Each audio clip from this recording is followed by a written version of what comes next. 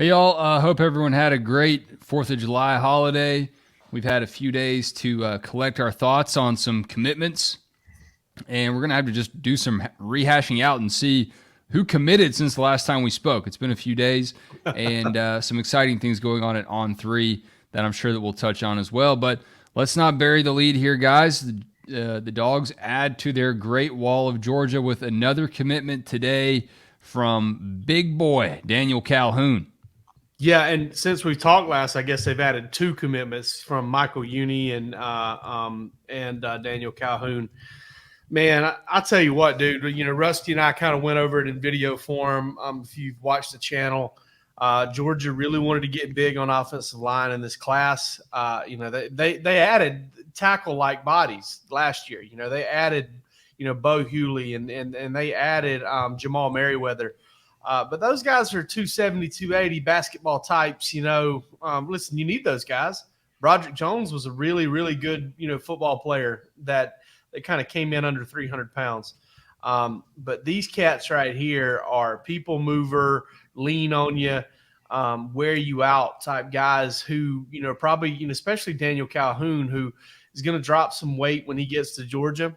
And you're going to see a guy that, I just don't know if we are quite, aware yet of what he's capable of as a football player. 6'6" plus, 360 pounds plus. I go back, I think there's a photo floating around out there of him standing beside Kirby Smart in one of the visits, and holy smokes. He is a giant man. And Georgia's had a lot of those on the offensive line under Kirby Smart. Isaiah Wilson, Ben Cleveland, Xavier Truss, the late Devin Willock, all of those guys, just mammoth human beings. And Daniel Calhoun's the next one. And, we'll probably talk about it later on in the show, but I think Georgia's going to add another one kind of like that later this week. When you look at a guy like Daniel Calhoun, it's rare to find a guy like that, but somehow Georgia keeps finding them. And I know that the Dogs are excited to add him to the mix, but all those names you just rattled off, Jake, that's pretty impressive company, and it's even more impressive that Georgia continues to find them. I know that Kirby Smart is elated to find him and secure him for this class, but let's talk about who the Dogs beat out for Daniel Calhoun. This seemed to be something that Texas was really circling and really thought could be a shoe-in for them, and Georgia's kind of eating their lunch here lately. And and that's a big one, man. And I mentioned this, I think, to Rusty. Kyle Flood over at Texas was a good head coach at Rutgers. Worked real hard at Rutgers. He's a good offensive line coach at Alabama. Went with Steve Sarkisian to Texas. And tell you what, whether it's a Georgia kid or whether it's a Texas kid or whether he's trying to tap back into his New Jersey ties, it looks like with Nair Daniels coming in a couple of days, it's not working out for him right now at Texas in terms of going head-to-head with Georgia. Alabama needs to be brought up too because, I don't know what era he played in, but Vincent, I believe is his name, is Daniel Calhoun's father. He played at Alabama, and so maybe this is a little bit of a Georgia kind of, getting a little bit of retribution there for Justice Haynes. But ultimately, just a really big get here. And Georgia offered this kid when he was in the 8th grade. And, a lot of anecdotes out there as to, to kind of fill you in on why this guy was such a top priority for Georgia. And listen, that's pretty svelte 350, 360 pounds right there, I got to say. Yeah, he's carrying it well. And I think the other thing that, when you talk about the two commitments that they've already landed and the two decisions that are upcoming in Nair Daniels and Marquise Easley, they come from all over. And I think that that's huge when you're talking about this. Specific to Calhoun, being from the state of Georgia and growing up in an area that is very Georgia heavy, that was huge to land him over those schools, over those teams that are pursuing him. Alabama, like we said, but also, schools like Texas, just to be able to pull kids like that, I think is Miami made a big move on him as well. Like kind of earlier in the spring, like there was some thought that Miami was going to really make a push there. So yeah, I mean, this was a hotly contested recruitment, Palmer, to your point. And then, as you mentioned, Jake, Georgia picked up this commitment as well, right around the holiday weekend there. Michael, pronounce it for me again, please. Uni. Okay, I wanted to make sure I got that correct. How about the lead recruiters here, Stacy Searles and Mike Bobo? Actually, it might be Michael Uni. I'm actually drawing a blank on it right now. I think it's Uni. It's Uni, Michael Uni. We'll get it right, Michael. Sorry if you're watching, parents. We're sorry for that. Don't get mad at us. We're trying hard. Yeah, it's a lot of names that we're trying to learn on the fly as they commit to the Dogs. It's a first world problem to have for everyone watching, because that just means that Georgia's just picking up that many great commitments right now. But Stacy Searles and Mike Bobo teaming up again, man. It's a beautiful thing. It's a beautiful thing to see that. Stacy Searles is proving that he can get it done on the trail. Mike Bobo still has to prove a little bit in the booth as he takes that offensive coordinator mantle back on again. But so far, so good. The early returns on the Bobo-Searles reunion under Kirby Smart is pretty impressive, specifically with this big O-line talent coming in over the last few days. And listen, I'm one of those people, man. Like I defend the Rick years because they were really good years. They were better than most years for any other program, for most other programs. But there was a time whenever during that period, and this shows you how far the gap is between really good and great and elite, is there were years when Georgia would get a Michael Uni, and fans were kind of conditioned to feel like, all right, they got their guy. They got their class headliner on the offensive line. He's the 100 and what does that say? 150th overall prospect in the country, which is great, which is a really good player. But Georgia's Daniel Calhoun's rated higher. Nair Daniels is right there. Marquise Easley, who, I've said multiple times, I think he, of all these tackle prospects, in terms you look at raw ability, I think he's got the best, upside. I think he's got the best tools to play the position. He reminds me a little bit of a poor man's Andrew Thomas, and that's high praise, because Andrew Thomas is special. So I really like all of these offensive linemen, but just to rope them all in a very down offensive line class and get the quantity of quality that Georgia's doing is impressive. And then, another thing here, again, big time heavyweight battle Georgia wins for Michael Looney. Texas got him out of Texas. Texas wasn't really even a big factor. Clemson had him on campus. Was a non-factor by the time he committed. He was trending to Michigan at one point. Alabama knocked his socks off on the official visit. Georgia got the last official and won a heavyweight battle. It's massive. Jake, with Uni, you mentioned it at the time, but the 28th ranked player in the state of Texas, 150th overall. I mean, Texas loaded this cycle. What a loaded cycle in the Longhorn State, and Georgia's pursuing there. I think I looked back at last cycle the other day, and I think 150 in last cycle would have been like the 16th or the 15th overall player in Texas. It would have been. Yeah, I mean, it was something back there. I'm trying my best to choke on something right now, but trying to keep down the reflux from the Independence Day. You got 30 in last year's class? Yeah. I don't know where I got that number from then. Maybe I'm just, making stuff up. We do that from time to time on the show. We don't. Rhett Womack says Uni was a huge surprise to me. He did kind of come on a little bit strong later on, right before he committed, it seems like. I don't know how it went behind the scenes, but it does seem like whatever the sales pitch is for a lot of these O-line guys, they really are building like an NBA super team right now. No one else is really doing this, to my knowledge, in college football in this class right now, unless I'm missing somebody. No, and Georgia's doing it in such a way, man, that it's like it's the way you want to do it, right? Like you've got a couple of guys that you like plenty good enough to take an early commitment from them. Malachi Tolliver, Marcus Harrison. upside guys that you probably maybe value more than anybody else. Wisconsin was heavily on Marcus Harrison, and I know there's a new regime there, but we know Wisconsin's history across multiple head coaches is, as far as recruiting offensive linemen, they've got a mold there, and they wanted him.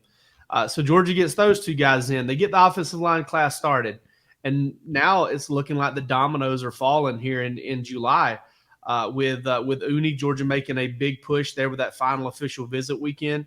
Getting Daniel Calhoun, kind of sealing him up, surviving basically official visits to Alabama. It's so funny. There's two different molds there, right? Like Georgia got Uni in last, and that was huge because sometimes when you're scheduled for that last official visit, it may not even get to you. Sammy Brown's a good point right there because Clemson got him in second, right behind Tennessee. He never made his Georgia official visit, and he's committed to Clemson.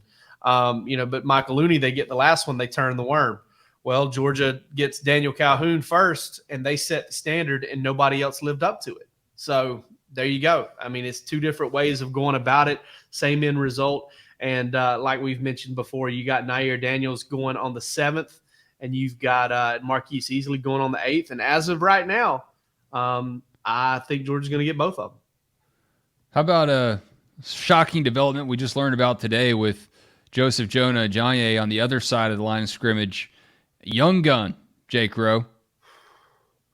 Man, when I learned today that Joseph Jonah Ajayi, I gotta say that pretty quick. It's almost like, I don't know if you guys watch Righteous Gemstones, but Baby Billy Bible Bonkers. It's kind of a tongue twister there. But that dude right there is right now 16 years old, and he doesn't turn 17 until November. Like Charles Power, I was talking to Charles Power about this today. Charles Power said, dude, this is not a late birthday. This is a guy that should be a 2025 kid. And when we talk about, we showed the video, not the video, but the Instagram photos, Wes, of him at Georgia Tech, the biceps. Those are 16-year-old biceps, man. I can't even wrap my head around that. It's unbelievable. And he's going to be turned 17 in November. If he commits to Georgia tomorrow at 10 p.m. Eastern time, which I don't know if I'm going to forgive him for that. If he commits to Georgia at 10 p.m. Eastern time tomorrow, he will be an early enrollee, and he will enroll at Georgia at 17 years and less than 2 months old, which is, just outrageously young. And for him to be as developed as he is already at that age, he's only been playing football for 4 years. I think his senior season will be his fourth. And he's the number 44 prospect in the country for a reason. He's a freak show. And I think, there are guys you go after in every class, and, there's the no-brainer types and stuff like that. And then there are the developmental types. This guy's both. He's both a no-brainer, going to be a very good college football player, just very high percentage chance of that happening. And then he's got a ton of upside and a ton of room to get better. It's not going to surprise me if you're looking at this cat and, if we're looking 3-4 years down the road and we're talking about him being a top 10 pick. How glad is everybody in the 2025 class that he is not playing with them? I know, right? Oh. Well, I also think there's two ways to going about this, because if I'm not mistaken, the Georgia offer for Joseph Jonah Ajayi came in March. It came late. I'm fairly certain. Yeah. I was trying to think of that too. It didn't, and you're right, Palmer. It didn't take long for him to get on campus after that visit, after that. Right. Offer. And so my point being, you've got guys like Daniel Calhoun that they have pursued since 8th grade, and you've got guys like Joseph Jonah Ajayi that they've pursued for less than 8 months. So just whatever he different does ways to go about it. Incredibly talented player, and excited to see where he picks tomorrow. Whatever happens, I wouldn't bet on Texas. I love the even in the Oklahoma recruiting visit photos, they're doing the horns down there. Welcome to the SEC. Yeah, there's the flex you're talking about. Biceps, dude. Did he get a? I mean, Jeff Collins isn't there anymore, so I don't know if he was able to get a pump in before he fired those biceps off. I know Jeff Collins was big on. Yeah, they like to work out. Stuff. before photo shoots and games. I will say this letter jacket looks pretty sick if it's a high school letter jacket. And I know a lot of people in the comments will probably say Georgia Tech runs a high school style program. I don't believe that is a high school letter jacket, though. No, it's not. That's what they do. Okay, I thought you were hoping it was, that you weren't saying something good about the Georgia Tech. No, I'm not allowed to say that on this show. Not allowed to happen. Another. Say it, man. I mean, listen. I got two good things to say about Georgia Tech at this point. Okay, one, that letter jacket is pretty spiffy. Okay, it's pretty sweet letter jacket. And two, great place to watch a ball game. I'll say it from the press box at Georgia Tech. It's like watching, like an old school high school football game from the press box. It's like close to the action, right there in the middle. Usually got a couple other games on because it's kind of getting out of hand in Atlanta. They hadn't beat Georgia in Atlanta since the 90s. Palmer, were you even alive? No. What year were you born? 99, May of 99. What's your social security number? You were alive the last time Georgia Tech. You were like, you were on a liquid diet the last time Georgia Tech beat Georgia in Atlanta. Now Georgia Tech, by the way, I won't spend too much time on the Yellow Jackets. They are now entering the space race in recruiting by trying to go toe-to-toe with UCF and saying that they've sent the most people to space. So in case you're trying to keep track at home, Georgia Tech is now Space University. KJ Bolden has announced that he will announce on August 5th. And if our message board over at DawgsHQ is any indication, it's going to be a long month, fellas. We're already getting photos, shorts analysis, logos on what he's wearing and everything. I do want to pull up a photo that was submitted to our board, though, from, who's this from? DogFan345. Appreciate that.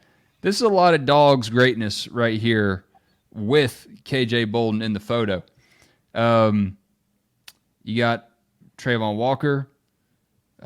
You've got Quay Walker. I don't know who the guy is in the middle. Ro, did we ever figure that out? He is I believe a 2025 or a 2026 Buford prospect. I don't recall the name, but that's 3 first rounders, a second rounder, and a undrafted free agent who is on an NFL roster and probably would have been drafted if he didn't tear his ACL at the Senior Bowl. So, yeah, tough breaks. But if you're looking at this photo, KJ Bolden surrounded by a lot of dogs. Pretty good indication. Maybe it means nothing. Somebody on the board said, how do they know what number to hold up? And I think Aziz kind of got caught up in that a little bit because he just is like, I'm not going to hold up anything. I'm not going to do this. I'm just going to stand here and look like the biggest dude in the photo. Which he is. Freak. What a freak. When I was doing the all Kirby Smart era team and just looking back on that 2020 season that he had, it was something else. 10 sacks, 10 games. Worm here with this is an unprecedented update here. Don't take this as a quote. Don't take this as the gospel. But Worm in our YouTube comments says, Buford coach at my pool on July 4th. Doesn't specify which Buford coach. This could be the Buford 8-year-old softball coach. We don't know. But this coach feels like Bolden is a dog. Minus the white smoke, being the coach at Buford is like being the Pope. You don't have a name at any point. You just get called Buford coach at that point. It's like right. Pope's the Pope and Buford coach is Buford coach. So that's how it goes there. It's an official title. But yeah, a lot to look forward to there. Georgia clearly focusing on the big guys this week. Recap us really quick. Joseph Jonah and Johnny tomorrow. Yep. Nair on Friday. Yep. And then on the 8th, who we got? It'll be Marquise Easley.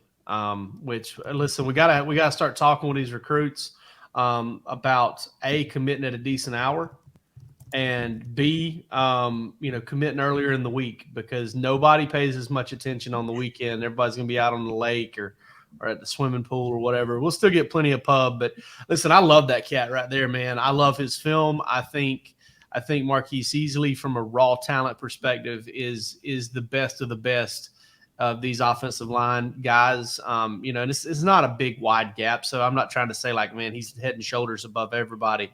But I will say that his competition there in Kankakee, Illinois, is probably a little bit less than Texas, New Jersey, and Georgia for Uni, Calhoun, and Daniels. But I like him a lot. I think he's a really good player. And right now I still project Georgia. I'm still kind of waiting, guys, if I'm just being completely honest with you guys, and I don't have any intel that suggests this is going to happen, but I've seen it happen before. I'm just kind of waiting on something to change there with all of these dominoes kind of falling in Georgia's direction and these schools undoubtedly trying to get in his ear and say, hey, listen, they got Uni, they got Calhoun, and if Daniels commits, they got Daniels yesterday, you're going to want to come over here. You don't want to be over there to see if he listens or not. That's kind of the only way I think he doesn't end up at Georgia, because right now he's a very, very heavy lean there.